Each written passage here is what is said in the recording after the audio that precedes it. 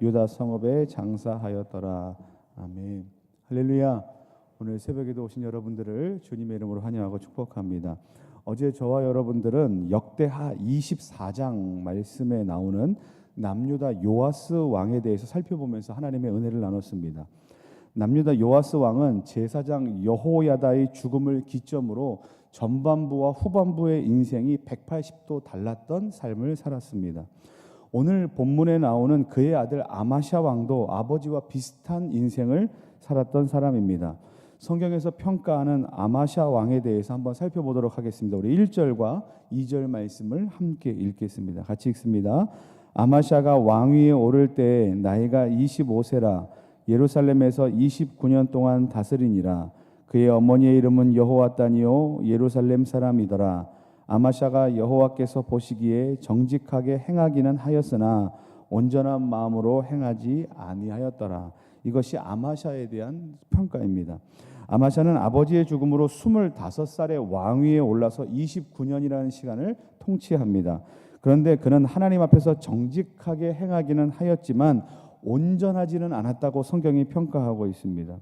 그러니까 아들 아마샤도 아버지 요아스처럼 인생의 전반부는 대체적으로 하나님께 순종해서 복을 누렸지만 인생의 후반부는 하나님을 저버리고 우상들을 숭배해서 심판을 받았다는 것을 오늘 우리는 성경을 통해서 볼 수 있습니다. 먼저 그의 인생의 전반부 아마샤 왕이 하나님 앞에서 정직하게 행하였던 때의 일에 대해서 한번 좀 살펴보면서 하나님의 말씀을 좀 상고해 보겠습니다. 5절과 6절 말씀입니다.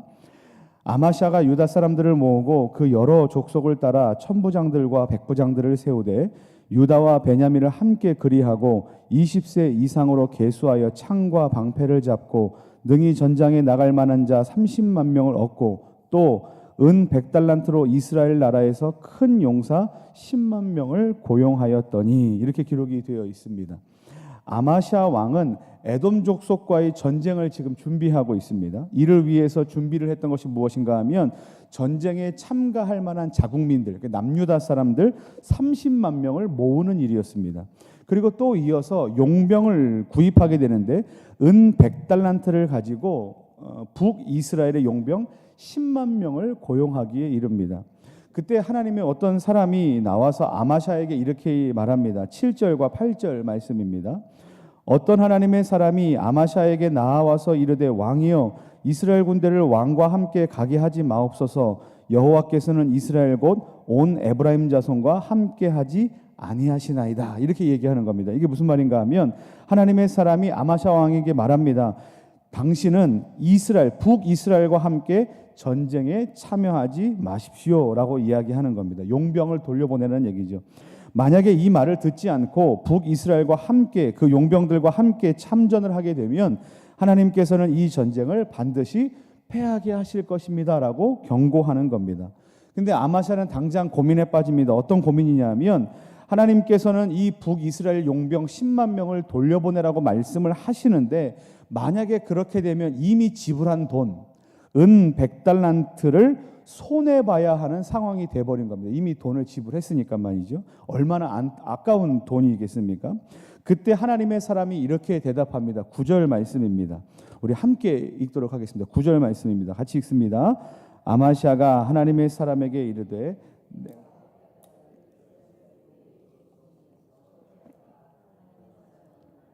여호와께서 능히 이보다 많은 것을 왕에게 주실 수 있나이다 하니라. 하나님의 사람이 어떻게 말하고 있습니까? 여호와께서 능히 이보다 많은 것을 왕에게 주실 수 있습니다. 이렇게 말하는 겁니다. 지금 아마샤 왕은 은 100달란트를 손해봤다. 10만 명의 용병을 구입할 만한 돈을 손해봤다 말하지만 하나님의 사람은 말합니다. 여호와께서 능히 그것보다 더 많은 것을 왕에게 줄 수 있습니다. 하나님의 말씀을 순종하면 그보다 더 많은 것을, 그보다 더 좋은 것들을 얻을 수 있습니다. 이것이 선지자의 말입니다.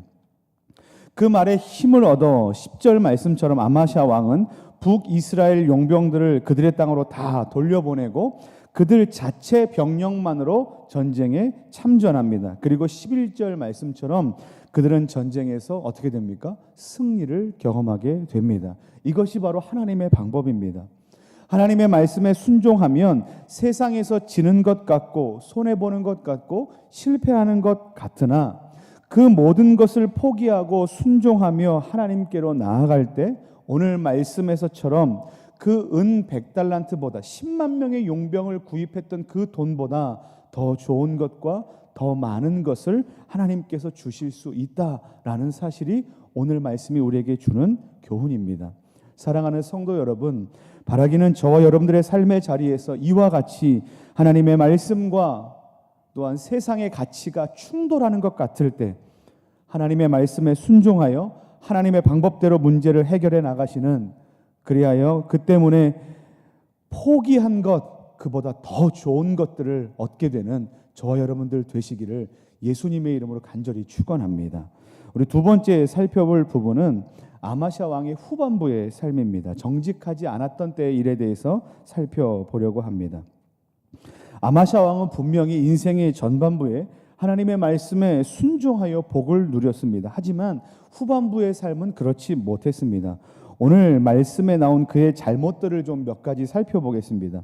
첫 번째 그의 잘못은 그는 전쟁 포로들을 잔인하게 죽였다는 것입니다. 12절 말씀에 보면 유다 자손이 또 10,000명을 사로잡아 가지고 이제 포로로 끌고 온 사람들을 바위 꼭대기에 올라가서 거기서 밀쳐 내려뜨려서 그들의 온 몸이 부서지게 하였다라는 것입니다. 그 포로들을 생포했을 때는 그 포로에 맞는 대우를 해야 되는데 그들을 잡아다가 잔인하게 다 죽였다는 거죠. 하나님의 사랑을 드러내지 않았다는 것입니다. 두 번째 잘못은 무엇인가 하면 에돔에서 돌아올 때, 전쟁에서 승리하고 돌아올 때에 세일 자손의 신들을 가져와서 그가 섬겼다는 것입니다. 14절 말씀에 기록되어 있는데 아마샤가 에돔 사람들을 죽이고 돌아올 때 세일 자손의 신들을 가져와서 자기의 신으로 세우고 그것들 앞에 경배하며 분향한지라, 하나님 아닌 다른 우상을 섬기게 되었다라는 것입니다.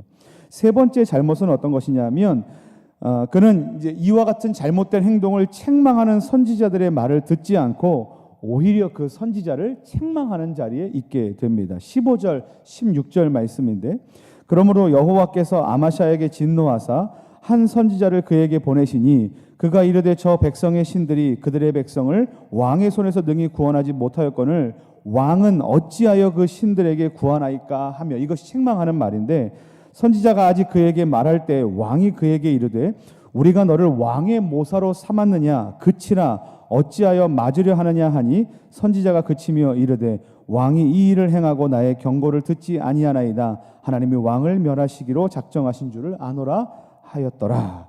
이와 같은 그 상황을 만들어버린 겁니다. 자기를 책망하는 하나님의 선지자에게 오히려 책망하는 그와 같은 악한 자의 역할을 하게 됐다는 것이죠. 이것은 무엇입니까? 하나님께 반역한 것과 다름없습니다. 네 번째 잘못은 무엇인가 하면 에돔과의 전쟁에서 이제 승리한 것 때문에 그가 마음에 한껏 교만하여진 겁니다.